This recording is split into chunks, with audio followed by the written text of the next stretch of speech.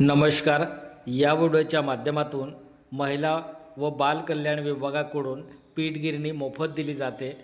या पीठगिरणीसाठी ऑफलाईन अर्ज कसे फिलअप करायचं लाईव्ह आपण या व्हिडिओच्या माध्यमातून बघायचे आणि कोणकोणते कागदपत्रे या ठिकाणी या ॲप्लिकेशनसोबत जोडायचे. व्हिडिओला स्किप करू नका, व्हिडिओ पूर्ण बघा आणि चॅनलवरती नवीन आला असेल तर चॅनलला सबस्क्राईब करून घ्या. वेळोवेळी मी कुठल्याही योजनेबद्दल किंवा कुठल्याही जाहिरातीबद्दल किंवा कुठल्याही ऑनलाईन ॲप्लिकेशन कसं फिलअप करायचं ते व्हिडिओ मी अपलोड करत असतो. तर या ठिकाणी बघा, पीठगिरणीसाठी ऑफलाईन अर्ज कसे फिलअप करायचं आणि पीठगिरणी मोफत कसे मिळवायचं ते आपण बघायचं आहे. चला तर आपण व्हिडिओ स्टार्ट करू. बघा, या ठिकाणी पुणे जिल्हा परिषद या ठिकाणी अर्ज भरण्यास सुरू आहेत. तुम्ही तुमच्या तालुक्या लेवलला त्या ठिकाणी पंचायत समितीला विचारू शकता, महिला व बाल कल्याण विभागामध्ये पीठगिरणीसाठी ऑफलाईन ॲप्लिकेशन भरायचं सुरू आहे का, ते तुम्ही विचारू शकता. सध्या तर पुणे जिल्हा परिषद पुणे येथे अर्ज भरण्यास सुरू आहेत. तर बघा, या ठिकाणी पीठगिरणीसाठी आपल्याला अर्ज करायचं आहे. तर या ठिकाणी 4 वस्तू असेल. कोणकोणते असेल? पीठगिरणी असेल, शिलाई मशीन असेल किंवा तेलघाणा असेल किंवा सोलर वॉटर हीटर पुरवण्यासाठी हे या वस्तूसाठी तुम्ही एकच अर्ज अप्लाय करू शकतात. तर आपल्याला या ठिकाणी पीठगिरणीसाठी अर्ज अप्लाय करायचं आहे, ते आपल्याला बघायचं आहे. तर बघा, या ठिकाणी अर्जदारांचा फोटो या ठिकाणी पासपोर्ट फोटो या ठिकाणी चिपकून द्यायचं आहे. नंतर आपल्याला या ठिकाणी बघा, पहिला अर्जदारांचं नाव बघा, तुमच्या आधारवरती जसं नाव दिलं असेल, तुमचं फर्स्ट नेम असेल किंवा तुमचं सरनेम फर्स्ट असेल, त्याच पद्धतीने तुम्हाला या ठिकाणी काय करायचं आहे, तुमचं नाव, तुमचं मिडल नेम, तुमचं सरनेम असं तुम्ही या ठिकाणी फिलअप करून द्यायचं आहे. दुसरं आहे राहण्याचे पूर्ण पत्ता, मुक्काम, पोस्ट, तहसील आणि डिस्ट्रिक्ट हे सर्व ॲड्रेस तुम्ही या ठिकाणी व्यवस्थित भरायचं आहे. बघा, इंग्लिशमध्ये भरायचं नाही, फक्त आपल्याला मराठीमध्ये व्यवस्थित लिहायचं आहे. आणि मोबाईल नंबर द्यायचे. तुमचं मोबाईल नंबर जो चालू मोबाईल नंबर असेल तोच मोबाईल नंबर द्यायचा आहे. मोबाईल नंबर दिल्यानंतर आपल्याला तिसरा पॉईंट आहे जात. आता जात काय असेल, तुमची कास्ट कोणती आहे, अनुसूचित जमाती, अनुसूचित जे असेल तुमची कॅटेगरी, ते कॅटेगरी तुम्ही या ठिकाणी लिहून द्यायचं आहे. चौथा मुद्दा आहे अर्जदारांचं जन्मतारीख. बघा, तुमच्या आधारवरती जी जन्मतारीख दिली असेल तीच जन्मतारीख टाकायची आहे. अदरवाईज तुम्ही त्या ठिकाणी जन्मतारीख जर डॉक्युमेंटवरती वेगळं असेल आणि आधारवरती वेगळी जन्मतारीख असेल तर तुमचं ॲप्लिकेशन काय होईल, रिजेक्ट होऊन जाईल. तर हे लक्षात ठेवायचं. या ठिकाणी जन्मतारीख तुमच्या आधारवरती जसं दिलं आहे तसंच या ठिकाणी फिलअप करायचं आहे. तुमचं वय किती आहे, वयसुद्धा कॅल्क्युलेशन करून घ्यायचं. या ठिकाणी बघा, 18 वर्ष पूर्ण असणे आवश्यकता आहे. तर बघा, या योजनेसाठी तुमचं 18 वर्ष कंप्लीट असेल तरच तुम्ही या योजनेसाठी पात्र असाल, तेव्हाच तुम्ही ॲप्लिकेशन फिलअप करायचं आहे. 5वा मुद्दा आहे वार्षिक उत्पन्न. आता तुमचं वार्षिक उत्पन्न म्हणजे इन्कम सर्टिफिकेट. तुमचं उत्पन्न किती आहे वर्षाला, इन्कम सर्टिफिकेट तुम्ही काढलं असेल तर इन्कम सर्टिफिकेटसुद्धा काढावं लागेल तुम्हाला. इन्कम सर्टिफिकेट काढून तुम्ही या ठिकाणी वार्षिक उत्पन्न तुमचं वर्षाला किती आहे ते तुम्ही या ठिकाणी फिलअप करून द्यायचं आहे. 6वा मुद्दा आहे अर्जदार महिला. अर्जदार महिला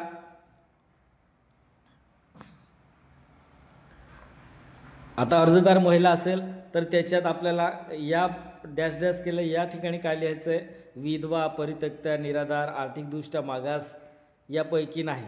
तर बघा, कोणतं आहे ते तुम्ही या ठिकाणी फिलअप करून द्यायचं आहे. 7वा मुद्दा हा अर्जदार स्वयंसहायता गटाचे सभासद आहे का. तर या ठिकाणी काय म्हटलं आहे, 7व्या मुद्द्यामध्ये अर्जदार स्वयंसहायता गटाचे सभासद आहे का, असेल तर होय करायचं, नसेल तर नाही करून द्यायचं. फक्त असं मार्किंग करायचं आहे. 7 नंबरचा मुद्दा आहे 10% लाभार्थी हिस्सा रक्कम भरण्यास तयार आहे का. तर बघा, जेव्हा तुमचं या ठिकाणी या योजनेमध्ये पीठगिरणीसाठी तुम्ही ॲप्लिकेशन अप्लाय करता आणि तुमचं जर अर्ज मंजूर झालं तर तुम्हाला या ठिकाणी विचारण्यात आले की 10% लाभार्थी हिस्सा रक्कम भरण्यास तयार आहे का. तर तुम्हाला पैसे भरायचं आहे का, तर भरायचं असेल तर होय करायचं, नसेल तर नाही करून द्यायचं. तर बघा, होय करायचं, कारण सबसिडी भेटते त्याच्यात, तर बाकी पैसे त्याच्यात आपल्याला भरावं लागतं. नाही केलं तरी चालेल.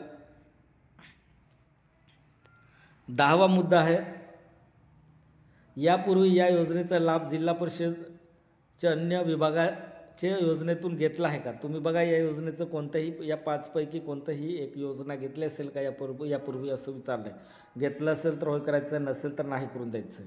11 नंबरचं पॉईंट आहे कुटुंबातील व्यक्ती जिल्हा परिषद सदस्य ग्रामपंचायत सदस्य अगर असेल तर या ठिकाणी होय करायचं, नसेल तर नाही करून द्यायचं आहे. बघा जिल्हा परिषद सदस्य असेल किंवा ग्रामपंचायत सदस्य असेल किंवा कोणत्याही ठिकाणी तुमचं पंचायत समितीला सदस्य असेल तर नातेवाईकमध्ये तर होय करायचं, नसेल तर नाही करून द्यायचं. आणि शासकीय नोकरीत आहेत का? 11 नंबरचा हा अर्जदार अपंग आहेत का? तुम्ही हँडिकॅप अपंगत्व आहे असेल तुमचं तर होय करायचं, नसेल तर नाही करून द्यायचं. जिल्हा चिकित्सालय अधीक्षक यांच्याकडील किमान 40% किंवा त्यापेक्षा जास्त अपंगत्वाबाबतचे प्रमाणपत्रसुद्धा तुम्हाला जोडावं लागेल. तुम्ही जर अपंग असेल तर तुम्हाला होय केल्यानंतर तुम्हाला या ठिकाणी प्रमाणपत्र जोडावं लागेल.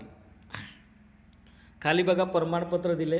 मी प्रतिज्ञापत्रपूर्वक सादर करते की वरील सर्व माहिती वस्तुनिष्ठ व खरी आहे. माझे कुटुंबामध्ये एकूण किती सदस्य आहेत ते संख्या टाकायचे. सदस्य शौचालय सन कोणत्या वर्षी शौचालय बांधण्यात आले ते वर्ष टाकायचे. बांधलेले सर्व सदस्य वापर करीत आहेत. अर्जासोबत जोडलेली माहिती चुकीची अथवा खोटी आढळल्यास मला मिळालेला लाभ 100% वसुली करण्यात मी पात्र असेल. तर बघा तुम्ही चुकीची माहिती जर सादर केली तर तुम्हाला तुमचं जे अर्ज मंजूर झालं असेल, तुम्ही त्या योजनेचा लाभ घेतला असेल तर तुमच्याकडून सरकार 100% सर्व वसुली केली जाणार आहे. वरील सर्व माहिती खरी आहे असे प्रतिज्ञापत्र मी लिहून देत आहे. हे प्रतिज्ञापत्र लिहून द्यायचे तुम्हाला या ॲप्लिकेशनमध्येच आहे. ते या ठिकाणी आपला विश्वासू असेल त्यांची जे अर्जदारांची सही आणि नाव या ठिकाणी फुल नेम फिलअप करून द्यायचं आहे. आता अर्जासोबत कोणकोणते कागदपत्रे जोडायचे या ठिकाणी तर बघा अर्जासोबत खालीलप्रमाणे कागदपत्रे जोडलेली आहेत.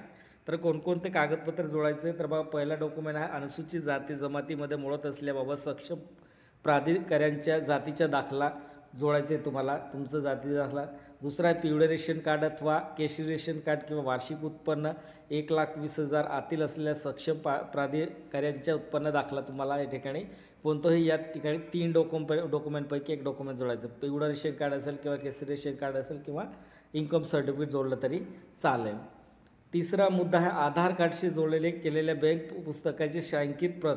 बघा तुमचं अकाउंट कोणत्या बँकेचं आहे ते पासबुकचं प्रिंट काढायचं आहे तुम्हाला आणि या पासबुकचे प्रिंटसुद्धा जोडायचं आहे.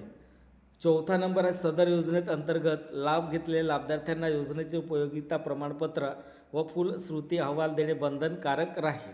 या ठिकाणी हे लक्ष द्यायचं सदर योजनेत अंतर्गत लाभार्थी घेतलेल्या लाभार्थी योजनेचे उपयोगिता प्रमाणपत्र फुलश्रुती अहवाल देणे बंधनकारक असेल. 5वा मुद्दा आहे ग्रामसभेद्वारे लाभार्थी निवड केल्याचा ठराव. तर बघा या ठिकाणी काय म्हटलं आहे, आता तुम्ही अर्ज करताय डायरेक्ट तुम्ही अर्ज करू शकत नाही तर तुमच्या ग्रामपंचायतमध्ये त्या ठिकाणी ठराव घ्यायचं आहे. ग्रामसभेद्वारे लाभार्थींची निवड केली असेल त्या लाभार्थ्यांना एक ठराव देण्यात येणार आहेत ग्रामपंचायतमध्ये आणि ग्रामपंचायतमधून एक ठराव घ्यायचं आहे. ठराव घेतल्यानंतर या ॲप्लिकेशनसोबत जोडायचं आहे. 6 नंबर आहे अन्य योजनेचा लाभ घेतला नसलेल्याबाबतचे स्वयंघोषणापत्र. आता स्वयंघोषणापत्र का घेतले जातं कारण तुम्ही कुठल्याही योजनेचा लाभ घेतला नसेल तर याचं स्वयंघोषणापत्र तुम्हाला या ठिकाणी जोडायचं आहे. व्हिडिओला स्किप करू नका, सविस्तर माहिती आपण बघतोय आणि चॅनलला सबस्क्राईब केलं असेल तर सबस्क्राईब करून घ्या. नेक्स्ट असेल आता हे बघा हे अर्ज आपलं कंप्लीट झालं आहे. लाभार्थी निवड झाल्यानंतर करवायची कार्यपद्धती आहे. निवड झाल्यानंतर कोणकोणती करवायची कार्यपद्धत असेल तर बघा वैयक्तिक लाभार्थ्याच्या योजनेसाठी निधी थेट लाभार्थ्याच्या बँक खात्यामध्ये जमा करण्याबाबत ही प्रोसेस आहे. तुमची निवड झाल्यानंतर तुम्हाला ही प्रोसेस असेल. लाभार्थ्याचे संपूर्ण नाव, लाभार्थ्याचे बँकेचे नाव व शाखेचे पत्त्यासहित तुम्हाला या ठिकाणी भरायचं आहे. तिसरा आहे लाभार्थ्यांच्या आधार कार्डशी संलग्न असलेले बँक खाते क्रमांक द्यायचे तुम्हाला. तुमचा अकाउंट पासबुकवरती बघायचं आहे. IFSC कोड असेल तो IFSC कोड व्यवस्थित द्यायचा आहे. 5वा मुद्दा आहे लाभार्थ्यांचे आधार कार्ड क्रमांक लिहायचे. 6वा अर्जासोबत जोडलेल्या निर्देशाप्रमाणे स्पेसिफिकेशन मूळ पावती तुम्हाला जोडायचे. 7वा मुद्दा आहे वस्तू खरेदी केलेले खात्री ग्रामपंचायतीमार्फत केलेले ग्रामसेवकांचे प्रमाणपत्रसुद्धा तुम्हाला जोडायचे. मंजूर झाल्यानंतर हे अर्ज भरायचे तुम्हाला. बघा प्रमाणित करते की जिल्हा परिषद, पंचायत समिती, ग्रामपंचायतमधील वैयक्तिक लाभाच्या योजनेतून वस्तू साहित्याच्या खरेदीच्या बिलाची मूळ प्रत कार्यालयात सादर केल्यानंतर माझं बँक खात्यावर रक्कम जमा करण्यात यावी. तर बघा, तुमचं DBTद्वारे तुमच्या अकाउंटमध्ये तुमचं अर्ज मंजूर झाल्यानंतर त्या वस्तूची किंमत तुमच्या अकाउंटमध्ये जमा केली जाते आणि तुम्हाला ती वस्तू घ्यायची असते. बघा, ऑलरेडी तुम्ही वस्तू घेऊन ठेवले तरी चालेल, ती पावती तुम्हाला काय करायचं आहे, तुम्ही तुमचा अर्ज मंजूर झाल्यानंतर तुम्हाला ती वस्तू, आता पीठगिरणीसाठी आपण अर्ज करतो तर तुम्ही पीठगिरणी घ्यायचं. पीठगिरणी घेतल्यानंतर तुम्हाला बिल पावती घ्यायचं. बिल पावतीसुद्धा या अर्ज मंजूर झाल्यानंतर या ॲप्लिकेशनसोबत जोडायचे. प्रमाणित करते की जिल्हा परिषद, पंचायत समिती, ग्रामपंचायतमधील वैयक्तिक लाभाच्या योजनेतून वस्तू साहित्य खरेदीचे बिलाची मूळ प्रतसुद्धा जोडायचे. लाभार्थ्यांची स्वाक्षरी आणि लाभार्थ्यांचे नाव असं या ठिकाणी लिहायचे.